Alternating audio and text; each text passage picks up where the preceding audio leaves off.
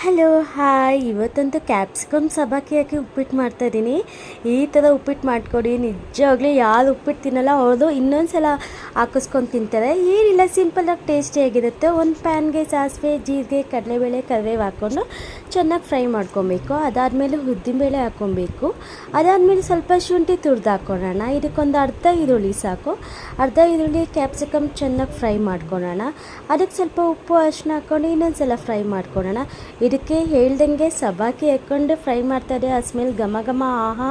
ಬಿಸಿ ಬಿಸಿ ನೀರು ಹಾಕ್ಕೊಂಡು ಒಂದು ಸಲ ಮಿಕ್ಸ್ ಮಾಡ್ಕೊಳ್ಳೋಣ.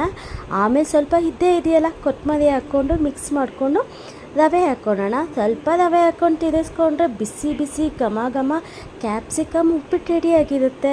ಆಹಾ! ಸ್ಮೆಲ್ಲು ಘಮ ಘಮ ಎಷ್ಟು ಚೆನ್ನಾಗಿದೆ ಗೊತ್ತಾ. ತಟ್ಟೆಗೆ ಹಾಕಿ ಒಂದು ಸ್ಪೂನ್ ತುಪ್ಪ ಹಾಕಿ ಕೊಡ್ತಾಯಿದ್ರೆ ಒನ್ ಮೋರ್ ಅನ್ಬೇಕು. Thank you for watching. Bye bye.